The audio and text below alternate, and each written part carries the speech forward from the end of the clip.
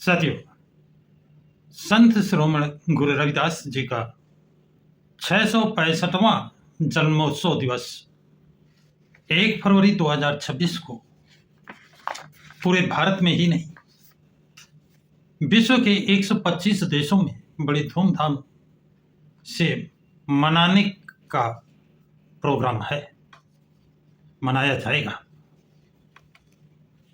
तो साथियों, संत शिरोमणि के विषय में बताते हैं कि इनकी उम्र 151 वर्ष की थी।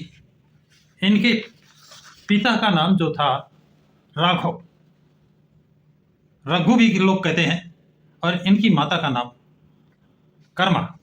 इनकी पत्नी का नाम लोना। लोना व्यवसाय से एक चिकित्सक थी, वैद्य थी, और ये लोगों को इलाज करती थी। इनका अपना अस्पताल था।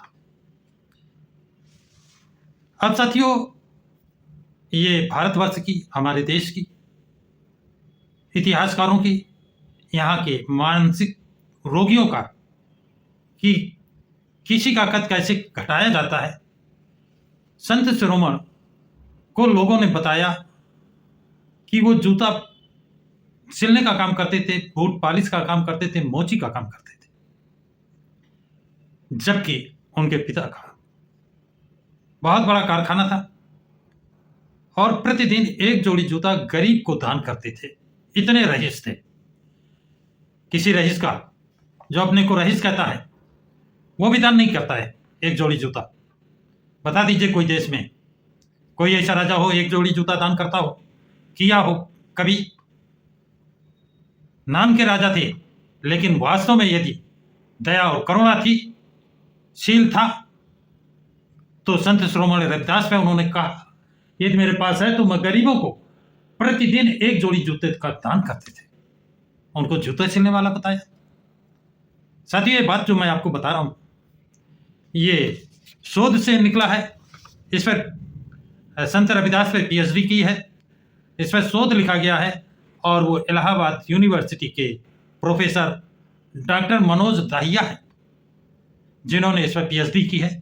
उन्होंने अपने थीसिस में इन चीजों को खोज कर लाया। जो छिपाया गया है उसे उजागर करने का, उसको लाइट में लाने का, उसको जानकारी देने का प्रयास किया जा रहा है, और उन्हीं के थीसिस से मैंने ये चीजें आपको बता रहा हूं। संत शिरोमणि रविदास हायर एजुकेशन प्राप्त किए थे। उस समय की उच्च शिक्षा उनके पास थी। संस्कृत नहीं पढ़ने दी जा रही थी, इसलिए संत रविदास ने एक भाषा का आविष्कार किया था। उस भाषा का नाम था गुरमुखी भाषा। क्या नाम? क्या नाम? गुरमुखी। गुरमुखी भाषा, जिसमें गुरु ग्रंथ साहब लिखा हुआ है, उसी भाषा में लिखा गया है। आपको ये बता दें, इसका मुकदमा 4 बार सुप्रीम कोर्ट में चला है, और चारों बार इस मुकदमे को जीता है संत शिरोमणि। ये रविदास समाज के लोगों ने इस मुकदमे को जीता है। ये गुरमुखी भाषा में 35 अक्षर उन्होंने नए सृजित किए थे, नए बनाए थे, आविष्कार किया था। तो साथियों, ये भी आपको किसी ने नहीं बताया होगा कि संत रविदास ने एक नई भाषा का आविष्कार किया था, जिसमें 35 अक्षर थे, और उसी भाषा में उन्होंने अपनी रचनाएं लिखी थी। गुरु ग्रंथ साहब भी उसी भाषा में लिखा है, और ये सुप्रीम कोर्ट से भी केस गया है, वहां से भी जीते संत रविदास समाज के लोग।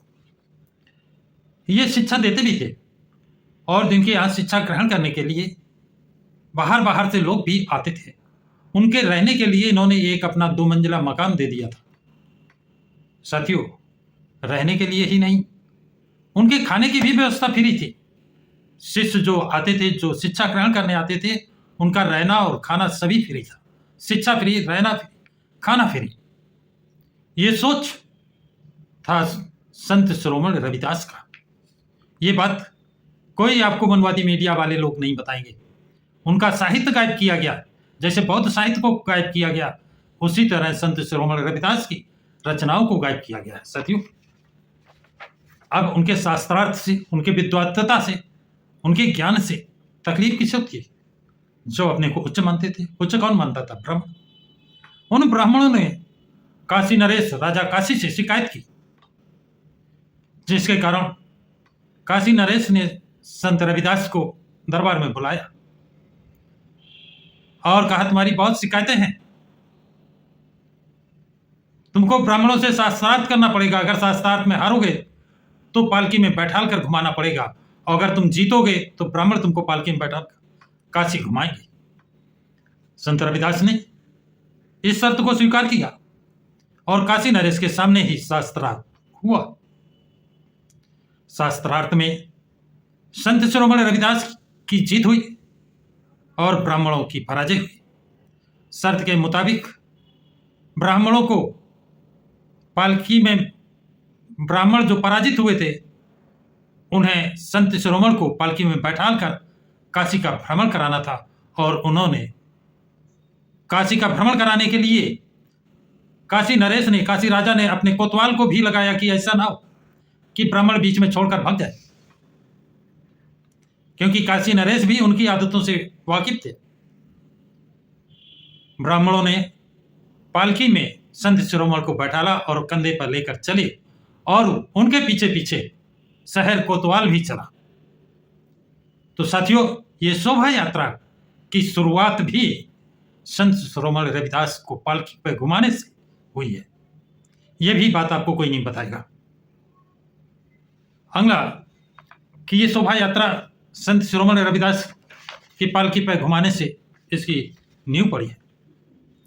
अब संत शिरोमणि जब पढ़े लिखे थे, शिक्षा देते थे, छात्रावास था, भोजन फ्री था, शिक्षा फ्री था, खाना फ्री था, सब फ्री था, तो वो विद्वान कितने होंगे? शास्त्रार्थ में ये साबित करते। तो उनके राजा शिष्य कितने थे? वैसे तो जनमानस में बहुत शिष्य थे, लेकिन कितने राजा, उनके राजा और रानियां कितने शिष्य थे? कोई बताएगा कितने राजा रानियां शिष्य थे? आप में कोई बताएगा कितने राजा और रानियां शिष्य थे? नहीं मालूम। मैं बताता हूं, 52 राजा और रानियां शिष्य थे, जिसमें 7 रानियां थी। 52 में 7 रानियां उनकी शिष्य थे। अब इससे आपको पता चलेगा संत शिरोमणि का कद कितना बड़ा था, कितने बड़े विद्वान थे कि उनके शिष्य राजा थे, रानियां थी। मीराबाई का नाम तो सभी जानते हैं कि वो संत शिरोमणि की शिष्या थी। इसके अलावा मैं बता दूं, कुछ नाम मुझे और मिले हैं। राजा पीपा, रानी झालावाला, राजा नायरमल, गुरु नानक, कुछ नाम जो मुझे उपलब्ध हुए हैं, और नाम और हैं। ये संत शिरोमणि के शिष्य थे, और इनका जो उल्लेख, इनकी जो रचनाएं हैं, गुरुमुखी भाषा में है। गुरु ग्रंथ साहब गुरुमुखी भाषा में लिखा गया है। संत शिरोमणि रविदास का कोई गुरु भी नहीं था, और इनके विचारों को कैसे बदला गया? कहते मन चंगा तो कटौती में गंगा, यानी ये साकार यानी गंगा में विश्वास करते थे, जबकि कहीं ऐसा तो नहीं। कहते हैं मन चंगा तो व्यर्थ है गंगा, मन चंगा तो व्यर्थ है गंगा।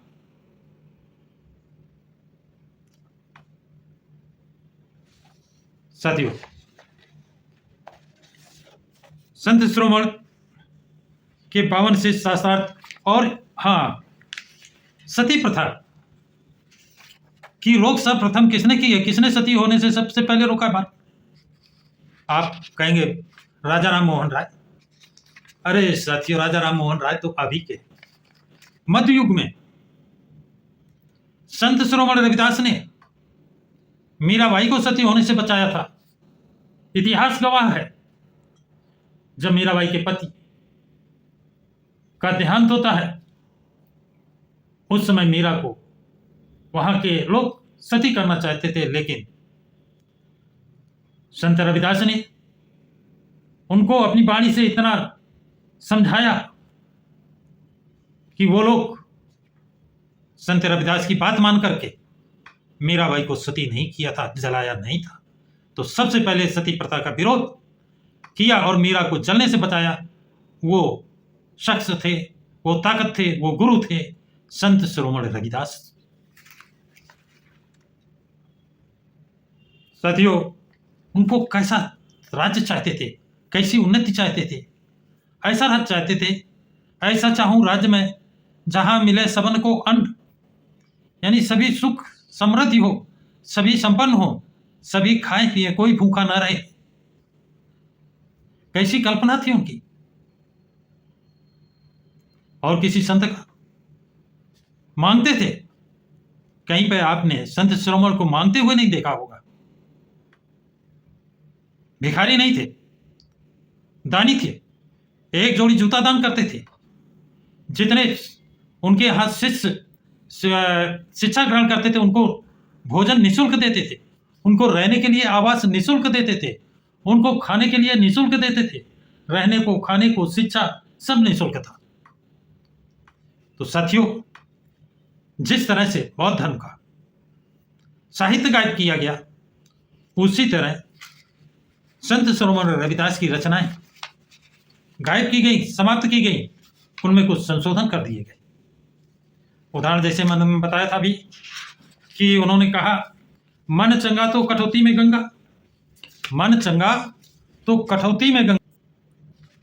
इसका दूसरा है कि मन चंगा तो व्यर्थ है गंगा। मन अगर शुद्ध है तो गंगा नहाने से थोड़ा शुद्ध होगा। थोड़ा सा परिवर्तन करने से चौपाइयों का अर्थ बदल गया, दोहों का अर्थ बदल दिया। एक शब्द बीच में डाल देने से उनकी रचनाओं में हॉलमाल किया गया।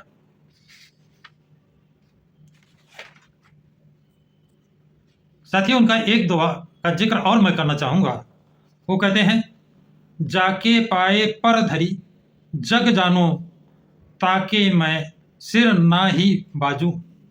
इसका अर्थ है, इसका मतलब है, जिनके चरणों में सारा संसार अपना सर रखता है, जिनके चरणों में सारा संसार अपना सर रखता है, उसके सामने मैं अपना सिर नहीं झुकाऊंगा।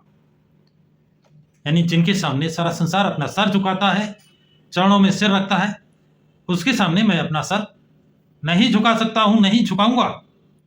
ये स्वाभिमान था संत शिरोमणि रविदास का, ये स्वाभिमान था गौतम बुद्ध का, ये स्वाभिमान था ज्योतिबा फूले का, ये स्वाभिमान था बाबा साहब डॉक्टर भीमराव अंबेडकर का, ये स्वाभिमान था मानवर काशीराम का, ये स्वाभिमान है बसपा से प्रमुख बहन मायावती का। किसी के दरबार में नहीं गई, जिसे समझौता करना है, जिसे बात करना है, वो मेरे पास है। वो स्वाभिमान आपको अपने पूर्वज संत शिरोमणि की इस चौपाई में, इस दोहे में आपको झलकता है, दिखाई देता है। तो ऐसे महापुरुष, विषय तो बहुत लंबा है, लेकिन ऐसे महापुरुष का जन्म दिवस, जन्मोत्सव 1 फरवरी को बड़े धूमधाम से जहां भी है, माना देश में और विदेशों में मनाया जा रहा है। आपको भी अपने अपने घरों में, अपने अपने शहरों में निश्चित रूप से बड़े धूमधाम से ऐसे महापुरुष का, स्वाभिमानी पुरुष का, ज्ञानी पुरुष का, जिसने आज से 600 साल पहले ब्राह्मणों को शास्त्रार्थ में परास्त किया। इसके पहले उल्लेख मिलता है कि गौतम बुद्ध ने ब्राह्मणों को परास्त किया, और इसके बाद उल्लेख मिलता है बाबा साहब डॉक्टर भीमराव अंबेडकर ने शास्त्रार्थ में ब्राह्मणों को परास्त किया। इसके साथ और उल्लेख मिलता है कि अच्युतानंद महाराज ने दिल्ली में ब्राह्मणों को शास्त्रार्थ में पराजित किया था। तो साथियों, आप ऐसे महापुरुषों के वंशज हैं जिन्होंने शास्त्रार्थ में खुले आम, जो अपने को उच्च कहते हैं, विद्वान कहते हैं, उनको परास्त किया। आप अपने को पहचाने, आप उनकी संतानें हैं जिन्होंने स्वाभिमान से जीना सीखा है, स्वाभिमान से जीना सिखाया है। आप लोगों की क्या राय है? कमेंट बॉक्स में कमेंट से जरूर लिखें। इस वीडियो को लाइक और शेयर करें, प्रकाश की रात चैनल को सब्सक्राइब करें। सभी साथियों को जय भीम, जय भारत, जय संविधान।